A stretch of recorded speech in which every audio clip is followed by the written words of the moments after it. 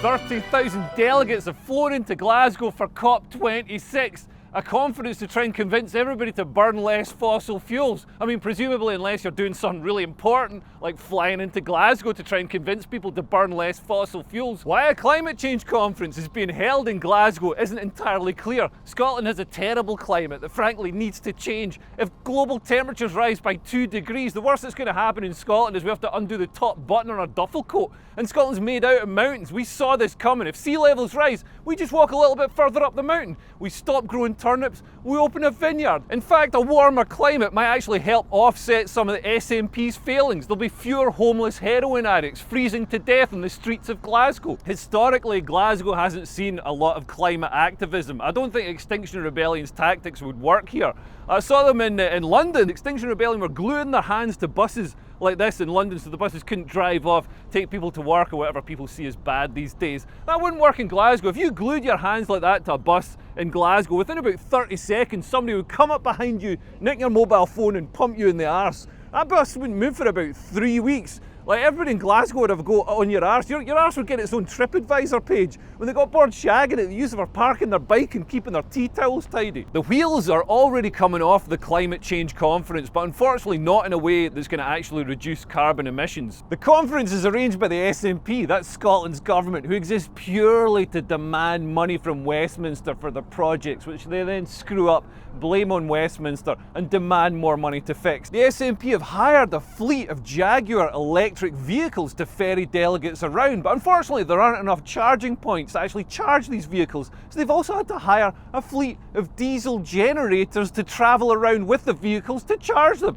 You couldn't make this shit up. Every aspect of the conference is burning tons of fossil fuels. Delegates were flown in 400 private jets, although apparently some of them are using environmentally friendly jet fuel. Environmentally friendly jet fuel, I'll just put that next to my ethically sourced cocaine and my healthy uranium rods. Even the food being served to delegates is incredibly environmentally unfriendly, with each meal having a carbon footprint of 3.4 kilograms. That's 7 times the target set at the Paris Accord. Council staff, so bin men, janitors, cooks and cleaners are on strike, so rubbish is piling up on the streets of Glasgow. Lawyers are also on strike, so who's going to represent all the crusty Extinction Rebellion protesters when they get arrested for gluing their faces to the ground? Honestly, it's just as well the conference doesn't include some sort of piss up in a brewery, or the SNP would screw that up as well. The SNP have been keen to get a message of independence across with the conference, with this advert saying, "A nation in waiting welcomes the nations of the world." But the SNP have failed super hard on every aspect of environmental policy. The SNP ships millions of tons of waste abroad for recycling every year. 1.7 million tons of plastic, and all of Scotland's recyclable steel gets sent to third world countries, where it isn't actually recycled. The plastic gets burnt, the waste gets dumped and ruins their environment, and the money goes straight into the pockets of the kleptocratic, corrupt leaders.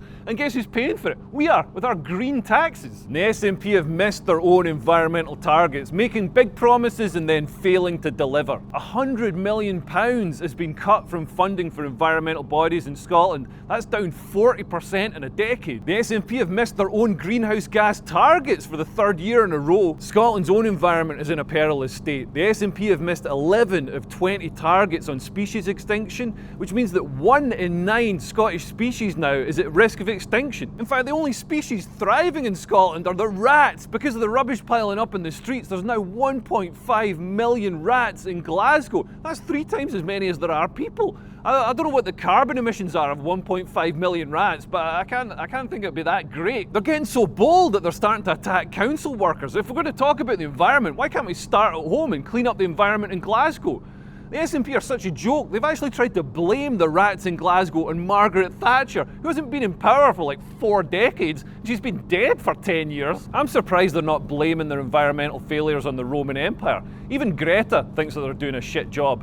Here's a picture of her after a couple of nights in Glasgow. As well as failing the Scottish environment, the SNP are also failing Scottish workers. They promised 130,000 green jobs. Only 21,000 jobs actually materialised, and that number is falling. They promised 28,000 jobs in wind power, but only 1,600 materialised. Why? It's because all the manufacturing is being done overseas. The SNP have outsourced everything, so we're paying for it, and then Holland and France are getting the jobs. Sturgeon doesn't care about Scottish workers, she just wants to hobnob with the global elite. Honestly, she's doing more for them than she is for us. Coronavirus restrictions have been relaxed for delegates at COP26 because apparently coronavirus knows not to spread when people are discussing environmental policy.